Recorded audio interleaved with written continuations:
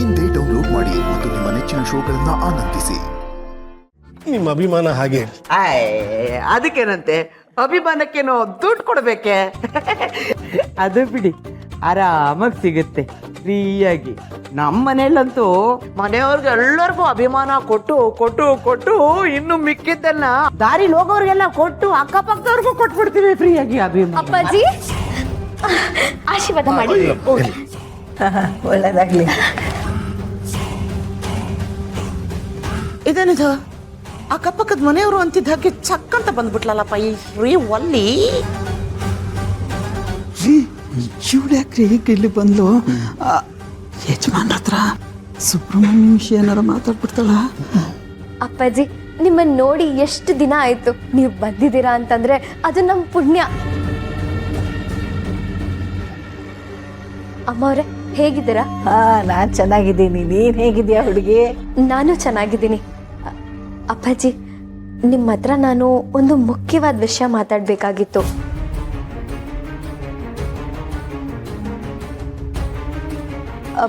ತುಂಬ ದಿನದಿಂದನೇ ಇದ್ರ ಬಗ್ಗೆ ಮಾತಾಡಬೇಕು ಅಂತ ಅಂದ್ಕೊಂಡೆ, ಆದರೆ ಸಮಯ ಸಿಕ್ಕಿರಲಿಲ್ಲ. ಈಗ ಸರಿಯಾದ ಸಮಯ ಅಂತ ಅನ್ನಿಸ್ತಿದೆ. ಮಾತಾಡ್ಬೋದಾ ಅಪ್ಪಾಜಿ?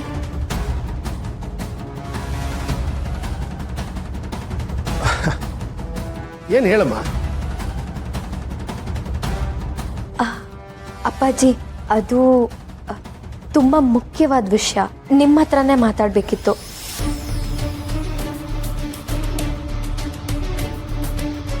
ಅಲ್ಲಮ್ಮ, ನಾನು ಈಗಿನ್ನೂ ಬಂದಿದ್ದೀನಿ. ಮನೆಯವ್ರ ಹತ್ರ ಎಲ್ಲ ಮಾತಾಡಿ ನಿನ್ನ ಹತ್ರನೂ ಮಾತಾಡ್ತೀನಿ. ಇಲ್ಲ ಅಪ್ಪಾಜಿ, ನಾನು ಈ ವಿಷಯನ ನಿಮಗೆ ಈಗಲೇ ಹೇಳಬೇಕು. ನೀವು ಯಾವ ಕಾರಣ ಇಟ್ಕೊಂಡು ಇಲ್ಲಿಗೆ ಬಂದಿದ್ದೀರೋ ನನಗೆ ಗೊತ್ತಿಲ್ಲ, ಆದರೆ ಅದಕ್ಕಿಂತನೂ ನಾನು ಹೇಳೋ ವಿಷಯನೇ ನಿಮಗೆ ಮುಖ್ಯ ಅಂತ ಅನಿಸುತ್ತೆ.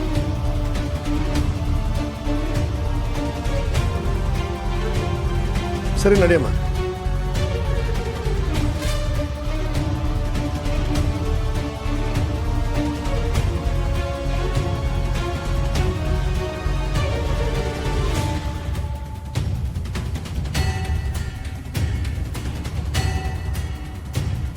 ಇವಳೇನೋ ರಾಧಾ ಅಂತ ಮಾಡಬೇಕು ಅಂದ್ಕೊಂಡೇ ಬಂದಿರ್ತಾಳೆ. ಏನು ಮಾತಾಡ್ಬೋದು?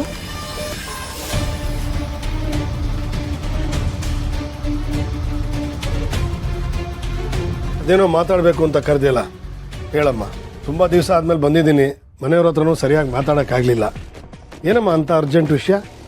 ಕ್ಷಮಿಸಿ ಅಪ್ಪಾಜಿ, ನಿಮಗಾಗಲಿ ಮನೆಯವ್ರಿಗಾಗಲಿ ಬೇಜಾರು ಮಾಡಬೇಕು ಅನ್ನೋ ಉದ್ದೇಶ ನನಗಿಲ್ಲ. ಆದರೆ ವಿಷಯ ತುಂಬ ಸೀರಿಯಸ್ ಆಗಿದೆ. ಹೇಳಬೇಕಾಗಿರೋ ಅನಿವಾರ್ಯ ನನಗಿದೆ. ಸೀರಿಯಸ್ ವಿಷಯನ? ಹೌದು ಅಪ್ಪಾಜಿ. ನಾನಿವಾಗ ಹೇಳಕ್ಕೆ ಹೊರಟಿರೋ ವಿಷಯನ ನೀವು ನಂಬ್ತಿರೋ ಬಿಡ್ತಿರೋ ನನಗೆ ಗೊತ್ತಿಲ್ಲ, ಆದರೆ ಈ ವಿಷಯ ಮಾತ್ರ 100ಕ್ಕೆ 100 ಸತ್ಯ. ಹೊಟ್ಟೆ ಕಿಚ್ಚಿಗಾಗಲಿ ಅಸೂಯೆಗಾಗಲಿ ನಾನು ಈ ಮಾತುಗಳನ್ನ ಹೇಳ್ತಿಲ್ಲ. ನಾನು ನಿಮ್ಮನ್ನ ತಂದೆ ಸಮಾನ ಅಂದ್ಕೊಂಡಿದ್ದೀನಿ.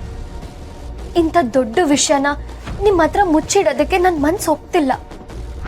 ನಿಮಗೆ ಸತ್ಯ ಏನು ಅಂತ ಗೊತ್ತಾಗಬೇಕು. ನಿಮ್ಮಂಥ ಒಳ್ಳೆ ಮನುಷ್ಯರಿಗೆ ಮೋಸ ಆಗಬಾರ್ದು. ಅಲ್ಲಮ್ಮ, ಅದೇನು ವಿಷಯ ಹೇಳಬೇಕು ಅಂತಿದ್ಯೋ ನೇರವಾಗಿ ಹೇಳು. ಈ ಪೀಠಕ್ಕೆ ಎಲ್ಲ ಬೇಡ. ನನಗೆ ಅರ್ಥ ಆಗುತ್ತಪ್ಪಾಜಿ ನಿಮ್ಮ ಸಮಯ ಎಷ್ಟು ಮುಖ್ಯ ಅಂತ. ಹೇಳ್ತೀನಪ್ಪಾಜಿ. ಅವತ್ತು ಇಡೀ ಊರ್ ಮುಂದೆ, ಇಡೀ ರಾಜ್ಯದ ಮುಂದೆ ನೀವು ತಲೆ ತಗ್ಸೋ ಹಾಗಾಯ್ತು. ಅದೇ ದಿನ ನನ್ನ ಜೀವನನೂ ಹಾಳಾಯ್ತು. ಆದ್ರೆ ಅದನ್ನು ಮೀರಿ ಒಂದು ಶುಭ ಕಾರ್ಯ ಆಗಿದೆ.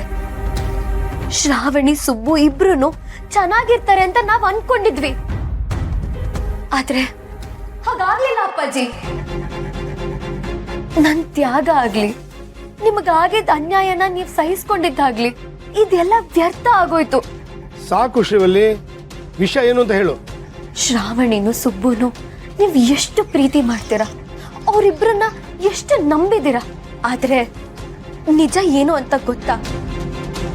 ದೇವ್ರ ಮೇಲೆ ಸತ್ಯ ಮಾಡಿ ಹೇಳ್ತಿದ್ದೀನಿ, ಅವರಿಬ್ರು ಗಂಡ ಹೆಂಡತಿನೇ ಅಲ್ಲ ಅಪ್ಪಾಜಿ.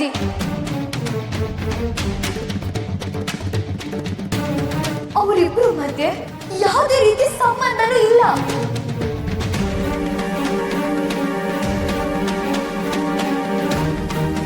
ಏನ್ ಹೇಳ್ತಾ ಇದ್ದೀಯ ಶಿವಲ್ಲಿ ನೀನು?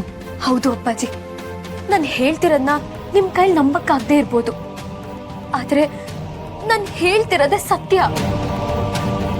ನೋಡಿ, ನಾನು ನಂಬೋ ದೇವ್ರ ಮೇಲೆ ಪ್ರಮಾಣ ಮಾಡಿ ಹೇಳ್ತೀನಿ, ಸುಬ್ಬು ಮತ್ತೆ ಶ್ರಾವಣಿ ಮಧ್ಯೆ ಯಾವುದೇ ರೀತಿ ಪ್ರೀತಿ ಇಲ್ಲ. ಅವರಿಬ್ರು ಗಂಡ ಹೆಂಡತಿ ತರನು ಬದುಕ್ತಾ ಇಲ್ಲ. ಆದ್ರೂ ಅವರಿಬ್ರು ಅದ್ ಹೇಗ್ ಜೊತೆಲಿದ್ದಾರೋ ನನಗಂತೂ ಗೊತ್ತಿಲ್ಲ. ಶ್ರಾವಣಿ ಮದ್ವೆ ಆಗಿ ಈ ಮನೆಗೆ ಬಂದಾಗಿಂದನೂ ನಾನು ಅಬ್ಸರ್ವ್ ಮಾಡ್ತಿದ್ದೀನಿ, ಅವರಿಬ್ರು ಯಾವಾಗ್ಲೂ ದೂರನೇ ಇರ್ತಾರೆ. ಅವ್ರು ಮುಂಚೆಲ್ಲ ಹೇಗಿದ್ರು ಈಗ್ಲೂ ಹಾಗೆ ಇದ್ದಾರೆ.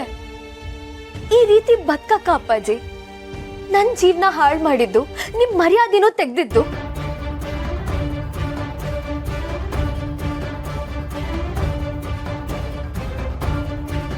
ಆದ್ರೆ ಇದೆಲ್ಲ ನಿನಗೆ ಅಪ್ಪಾಜಿ, ಈ ವಿಷಯ ನನಗೆ ತುಂಬಾ ದಿನದ ಹಿಂದೆನೆ ಗೊತ್ತಾಯ್ತು.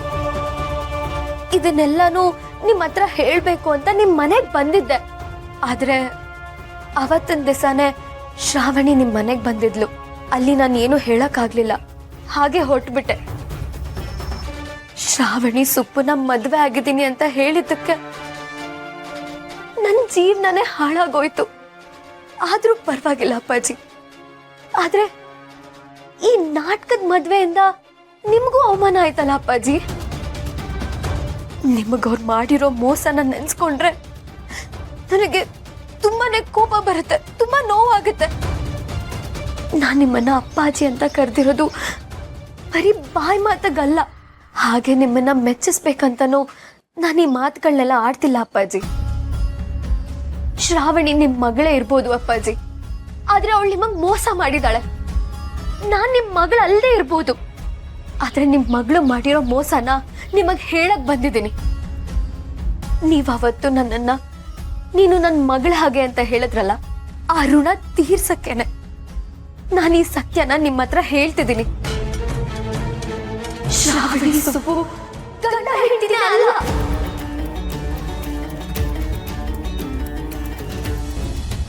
ನಿಮಗೆ ಹೇಳ್ಬೇಕಾಗಿರೋ ವಿಚಾರನೆಲ್ಲನೂ ನಿಮಗೆ ಹೇಳಿದ್ದೀನಪ್ಪಾಜಿ. ಇನ್ ಮಿಕ್ಕಿದ್ದು ನಿಮಗ್ ಬಿಟ್ಟಿದ್ದು. ಈ ವಿಚಾರನೆಲ್ಲ ಕೇಳಿ ನಿಮಗೆ ಏನ್ ಅನ್ನಿಸ್ತಿದ್ಯೋ ನನಗೆ ಗೊತ್ತಿಲ್ಲ, ಆದ್ರೆ ಇದ್ರ ಬಗ್ಗೆ ನೀವು ಯೋಚನೆ ಮಾಡ್ತೀರಾ, ಎಲ್ರಿಗೂ ನ್ಯಾಯ ಸಿಗುವಂತ ನಿರ್ಧಾರ ತಗೋತೀರಾ ಅಂತ ನಾನು ನಂಬಿದ್ದೀನಿ. ಶಿವಲ್ಲಿ, ನನ್ನ ಮುಂದೆ ನಿಂತು ಇಷ್ಟು ದೊಡ್ಡ ವಿಷಯ ಹೇಳೋ ಧೈರ್ಯ ಮಾಡಿದೆಯಲ್ಲ, ನಿನ್ನ ಧೈರ್ಯಕ್ಕೆ ನನಗೆ ಮೆಚ್ಚುಗೆ ಇದೆ ಅಮ್ಮ.